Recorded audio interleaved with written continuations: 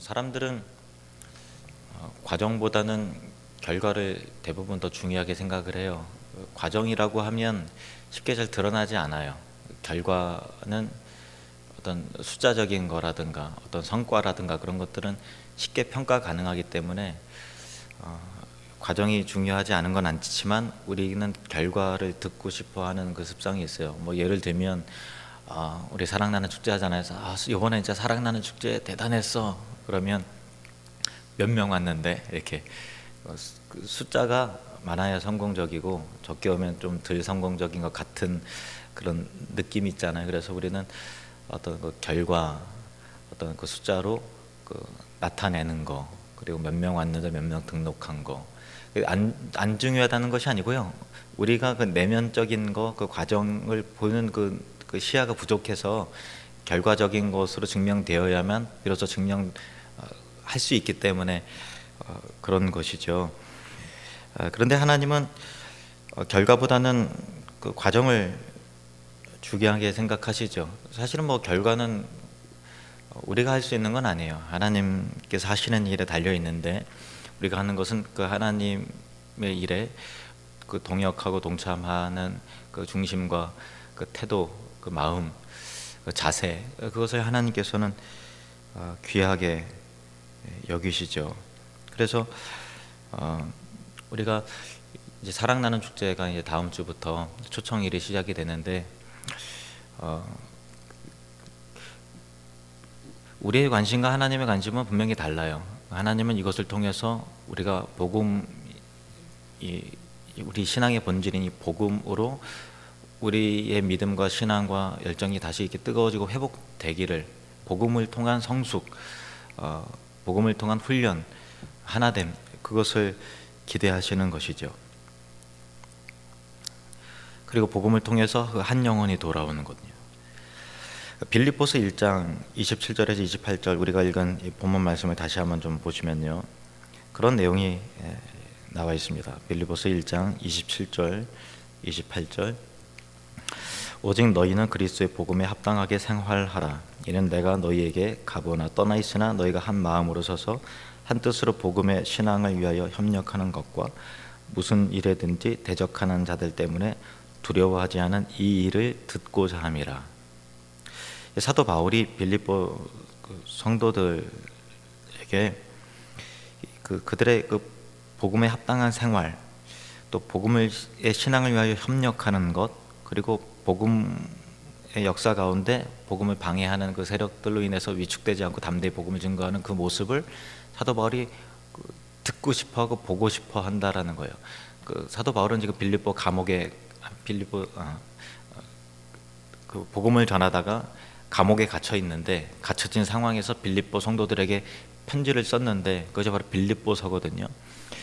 그러니까 사도 바울이 보고 싶어 했던 것은 복음으로 인하여서 복음의 생활, 복음으로 하나 되는 것, 그리고 복음 증거의 담대함, 그런 것들을 보고 싶어 한다, 듣고 싶다라는 것이죠. 이게 하나님 아버지의 마음도 동일한 거예요.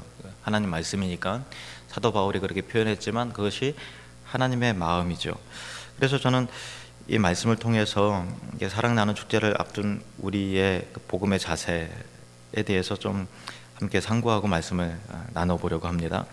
첫 번째는 그 27절에 보시면 27절에 오직 너희는 그리스도의 복음에 합당하게 생활하라 이렇게 돼 있죠. 우리 빨간 글씨만 같이 한번 읽어보겠습니다. 시작.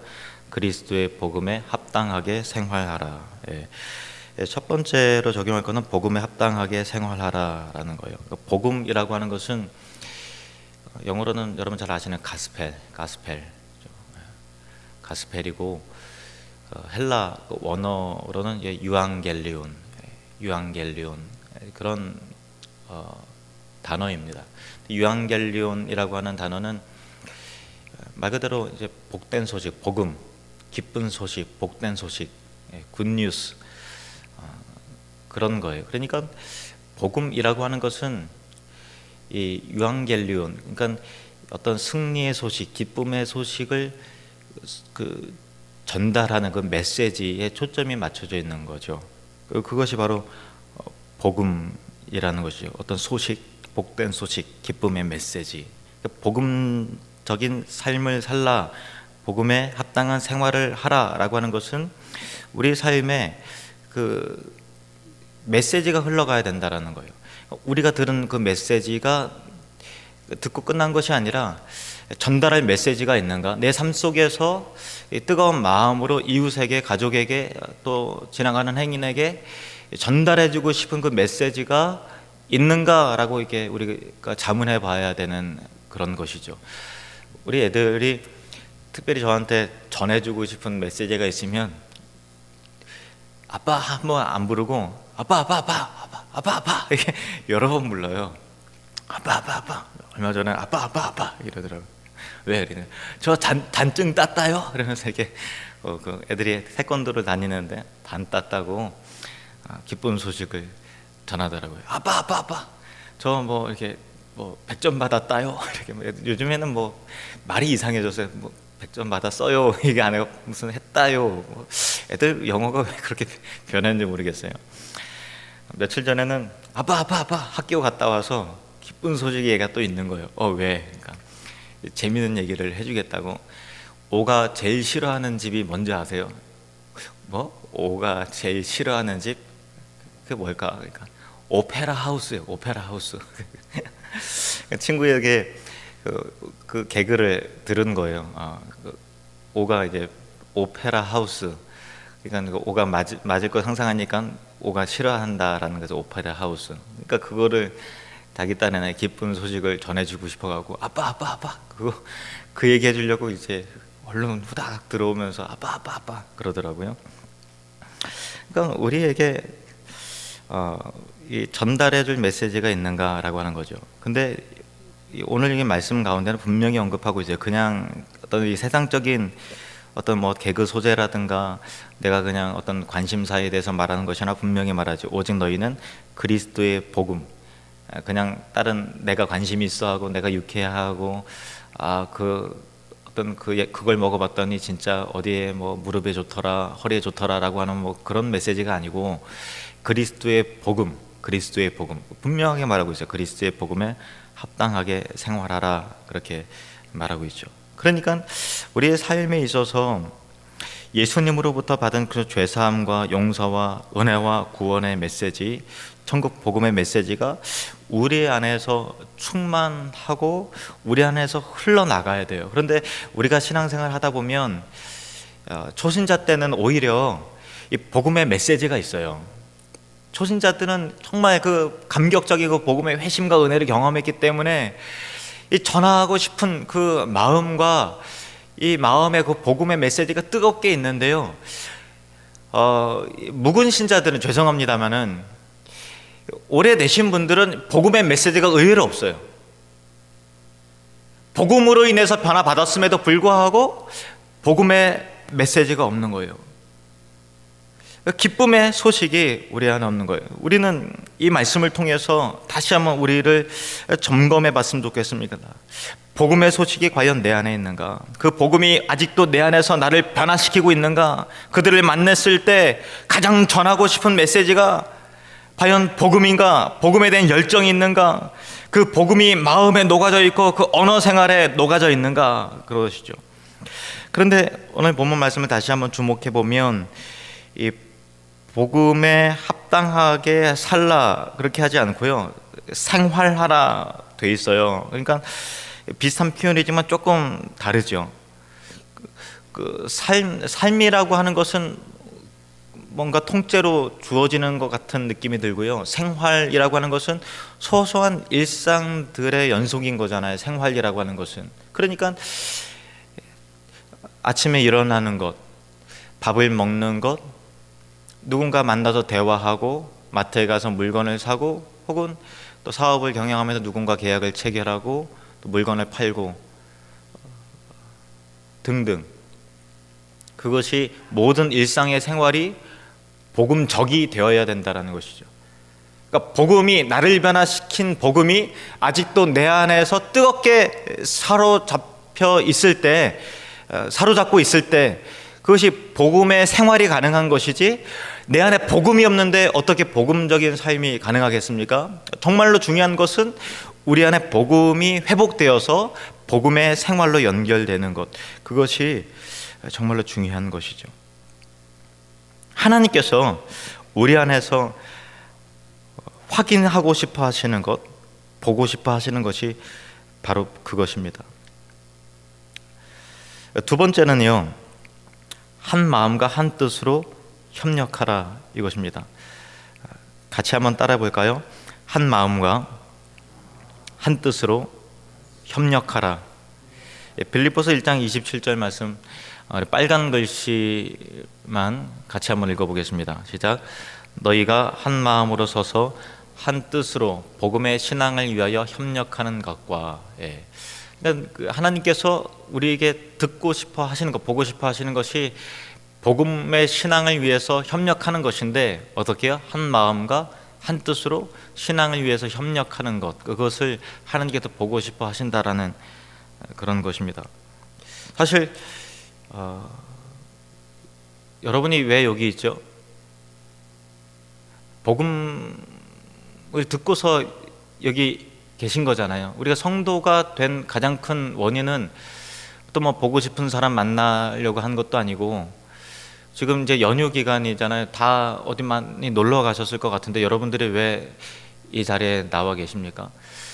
사실은 가장 큰 이유가 여러분이 이 자리에 있고 교인이 되고 함께 교회의 구성원이 된 게 복음 때문에 그런 것이잖아요. 그런데 복음 때문에 모였음에도 불구하고, 모인 원인은 복음인데 계속해서 모이게 할 수 있는 그 핵심이 계속해서 복음이 되어야 된다라는 거예요. 그런데 많은 교회와 목사와 성도가 복음으로 하나 되었음에도 불구하고, 복음으로 신자가 되었음에도 불구하고 복음을 잃어버린 목사가 너무 많고, 복음을 잃어버린 교회가 너무 많고, 복음을 잃어버린 신자들이 굉장히 있습니다. 제가 예전에 그 호산나교회 최홍준 목사님 우리 교회 오셔서 부흥회 하셨을 때, 저기 어디 주변에 어디를 가면은 뭘 좋아하시는가 이렇게 제가 정보를 알아보니까 찜질방을 되게 좋아하신대요. 그래갖고 그 청풍 쪽에 숯가마가 어디 있다 그래갖고 한번 탐방을, 부목사님들하고 탐방을 갔어요. 그래서 가서 이렇게 그 숯가마를 탐방을 갔는데, 어떤 분이 저하고 우리 목사님들이 열정적으로 그 효소가 좋다고 그래요. 효소를 막 이제 전달을 하시고 막 이렇게 열정을 갖고서 전파를 하시더라고요. 알고 보니까 청풍 어느 교회 목사님하고 성도님들이었는데, 되게 이상해서요. 예수님을 전해야 되는데 효소를 전해요. 그리고 그 교회의 핵심 가치는 효소였어요. 그러니까 건강하게 오래오래 삽시다, 이것이 그 교회에 있어서 가장 중요한 메시지였고, 어딜 가나 효소 한번 먹어보라고 그렇게 하는 교회도 있더라고요. 제가 그것을 경험하고 나서 좀 충격을 받았어요. 어떤 교회는 무슨 다단계 같은 데를 빠져서, 이제 그 목사님은 이제 다단계 제일 높은 사람이고, 밑에 이게 다단계 이렇게 있어서 교회 목적이 수익을 창출하는 데가 교회의 가장 큰 목적이 된 데도 있고요. 복음으로 모였는데 복음을 잃어버리고 또 다른 곳으로 변질이 된 거예요. 또 어떤 데는 그냥 맨날 이제 놀러 가는 거죠. 물론 재미도 있고 여러 가지 뭐 교회 사업도 있고 뭐 좋습니다만은, 우리가 복음으로 모인 우리가 지금도 계속 모여야 될 이유, 하나 되어야 될 가장 중요한 이유가 있다면 그것은 복음 때문인 것입니다. 그것이 없으면 교회가 아니에요. 저와 여러분이 복음으로 하나 되었는데 계속해서 우리 교회에 다녀야 될 유일한 이유가 있다면 예수 그리스도의 복음 때문인 줄로 믿습니다. 교회 안에는 각양 다른 은사를 가진 사람이 있고, 취향도 성격도 다 추구하는 바도 다 달라요. 목소리도 다 달라요. 예를 하나 들면,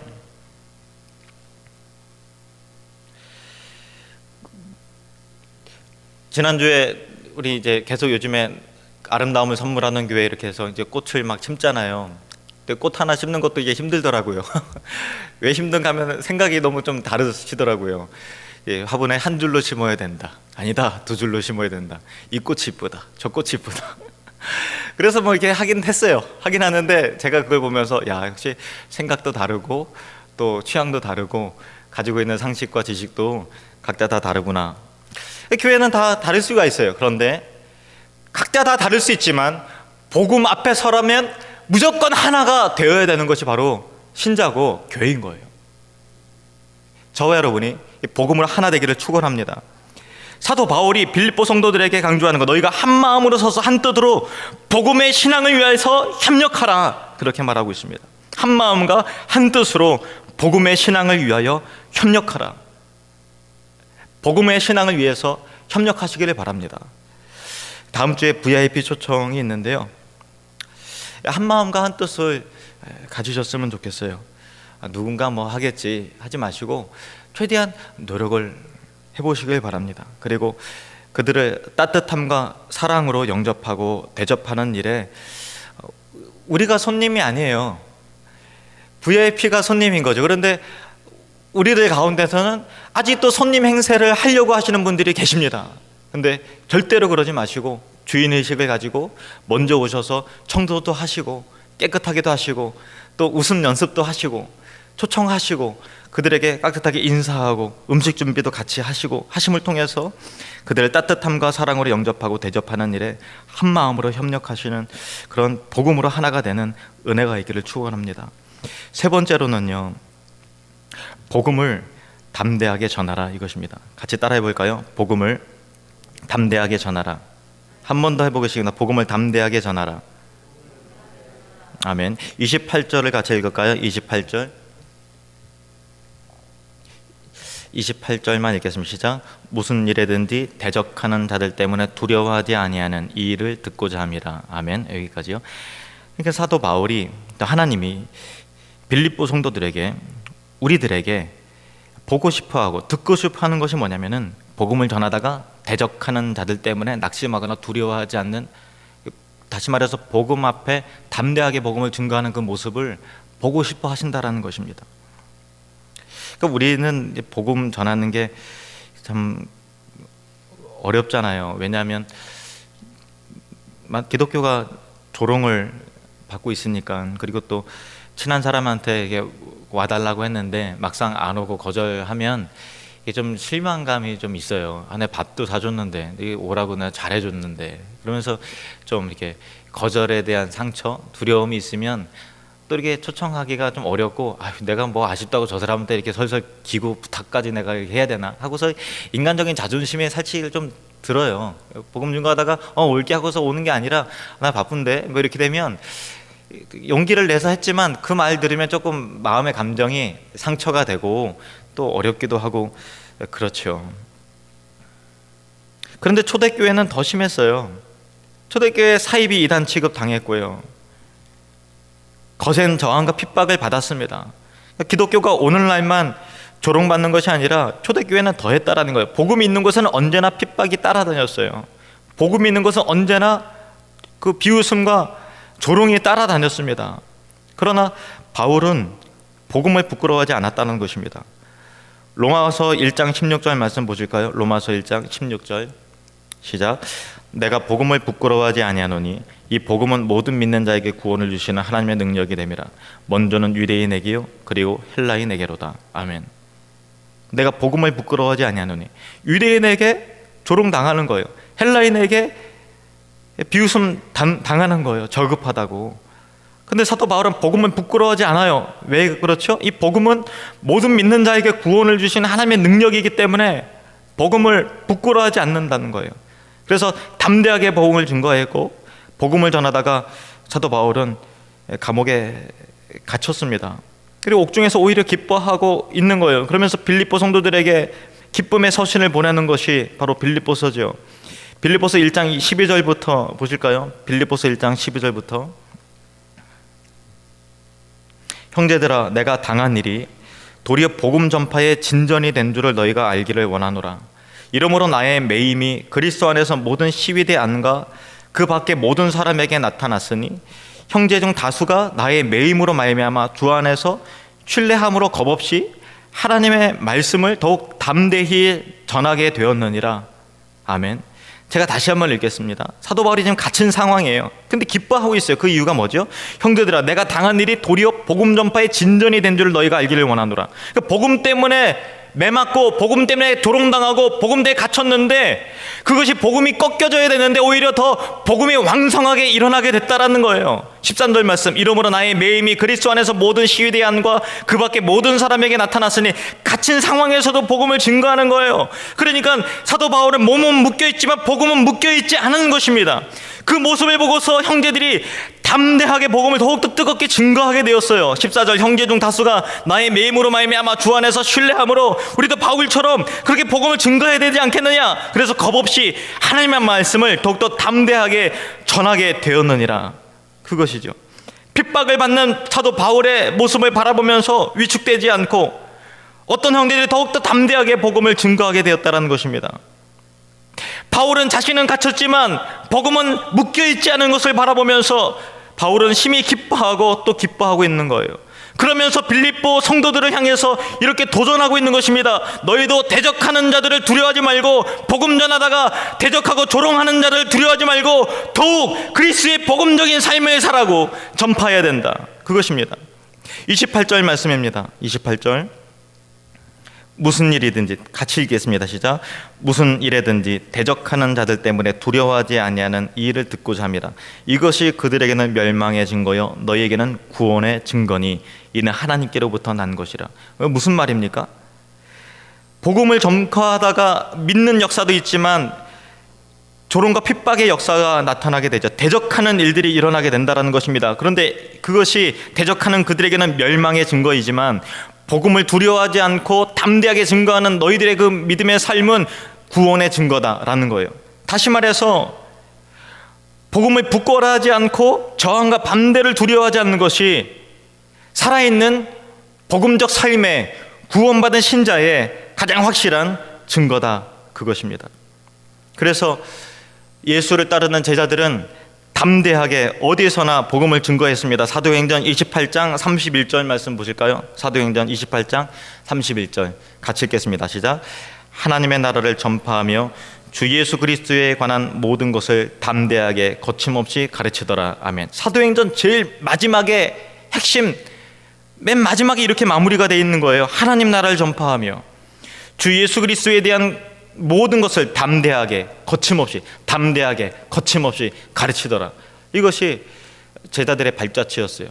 거센 핍박과 조롱이, 박해가, 죽음이, 맞음과 옥의 갇힘이 줄이고 또 비난받는 것이 있었음에도 불구하고 주 예수 그리스도에 관한 모든 것을 담대하게 거침없이 가르치는 복음적 삶을 살았다는 것입니다. 히브리서 10장 35절 말씀 같이 읽겠습니다. 시작. 그러므로 너희 담대함을 버리지 말라. 이것이 큰 상을 얻게 하느니라. 아멘. 다시 한번 큰 소리를 읽겠습니다. 시작. 그러므로 너희 담대함을 버리지 말라. 이것이 큰 상을 얻게 하느니라. 아멘. 담대함을 버리지 말라. 이것이 큰 상을 얻게 하느니라. 그것이 하나님께서 우리에게 보고 싶어 하시는 복음을 전하는 중요한 태도인 것이죠. VIP를 초청하는 데 있어서 뭐든 우리가 다 애를 쓰고 있잖아요. 늘 있는 일입니다만은 어떤 분은 이제 세탁소에 가서 옷을 맡겼는데 옷이 망가졌어요. 사랑나는 축제가 다가왔으니까 오히려 이게 기회다 싶었나 봐요. 옷을 포기하고 이렇게 말했다고 합니다. 내가 옷은 그 변상하라고 안 할 테니까 우리 한번 같이 교회 갑시다. 한 번만 갑시다. 어떤 분은 내가 이번에 전도상을 좀 타야 되겠는데 너 나 친구니까 의리 지키고 나 좀 한 번만 도와달라. 그렇게 했다고 합니다. 어떤 분은 계약을 체결하는데 내가 그 계약에 사인해 줄 테니까 내 부탁 하나만 들어달라 하면서 사랑나는 축제에 데려오신 분도 계십니다. 저도 며칠 전에 검침엄이 이제 오셨길래 우리 초청장을 나눠주고 전화번호도 받고 한 번만 오라고. 대답은 네 하면서도 이게 주말에는 농장에 가서 일해야 되는데 밭이 얼마나 되는데 한 4,000평 되는데요 그러더라고요. 그래갖고 할 말을 잃었어요. 그런데 한번 번호를 땄으니까 전화해서 데려와야죠. 어쨌든 여러분 각양 만남의 기회와 여러분의 일상과 생활에 있어서 복음에 합당한 생활을 하라라고 하는 이 하나님의 사도 바울을 통한 겉면의 메시지를 여러분 꼭 기억하시길 바랍니다. 복음이라고 하는 것은요, 다시 말해서 그 헬라 언어로 그 유앙겔리온이에요. 이것은 전파하다라고 하는 그 메시지, 기쁜 소식을 전하는 것, 이것이 복음이에요. 그러니까 전달되지 않는 복음은 복음이 아닌 거예요. 그러니까 복음이라는 원문 뜻이 기쁜 소식이에요. 소식, 그것이 복음인 거예요. 여러분 잘 아시 김정민 선교사님 예전에 우리 교회 오셔서 간증하셨. 중동의 그 이란의 선교사였는데 지금 어느 교회 청빙을 받아서 이제 동사 목사로 한국에 들어오셨는데요. 그 선교사님들의 고충과 그 어려움 가운데서 자기 솔직한 생각을 이렇게 얘기를 하시더라고요. 그 중동 지역에는 이제 복음을 증거하면은 이제 여러 가지 뭐 잡히기도 하고 핍박도 당하고 끌려가기도 하고 또 복음을 들은 사람도 감옥에 갇히기도 하고 그러니까 이 중동 선교사님들의 다는 아니지만 어떤 선교사님들은 그냥 복음을 입으로 증거하는 거는 그냥 포기했고 그냥 구제 사역을 하고 또 봉사하고 또 사랑을 베풀고 또 태권도를 가르치고 이렇게 하면서 선교 사역을 감당을 하고 계세요. 그런데 김정민 선교사님이 따끔하게 이런 얘기를 하더라고요. 그건 복음이 아니다 이렇게 얘기를 하더라고요. 그러면서 전달되지 않는 그 복음을 통해서 그냥 그들의 삶을 통해서 감동받아서 예수 믿는 사람 한번 주변에 있는가 보라. 가만히 보니까 없어요.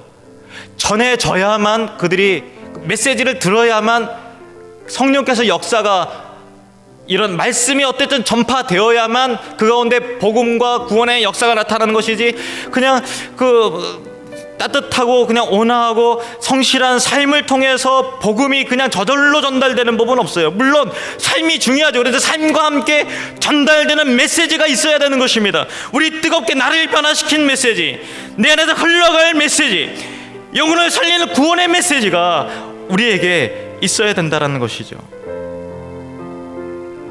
저항이 있어도 복음은 전해야 되고 핍박이 있어도 복음은 전파되어야 되는 거예요. 오늘 한국교회가 조롱을 당하지만 그럼에도 불구하고 한국교회는 더더욱 복음적인 교회가 되어야 될 줄로 믿습니다.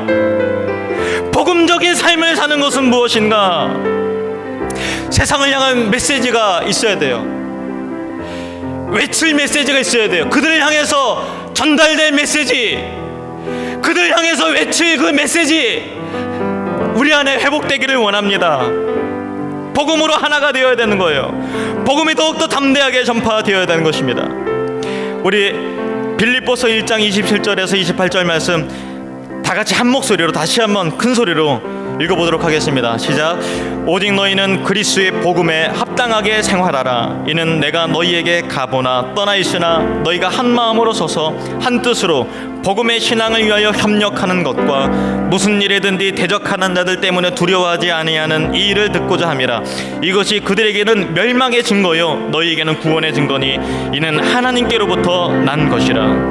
이 시간 우리 함께 합심으로 기도할 때 하나님 정말 우리 복음으로 말미암아 뜨거워지는 교회가 되게 하시고 복음의 열정이 회복되는 내가 될 수 있도록 도와주시고 전달할 메시지가 있는 삶을 살게 해주시옵소서.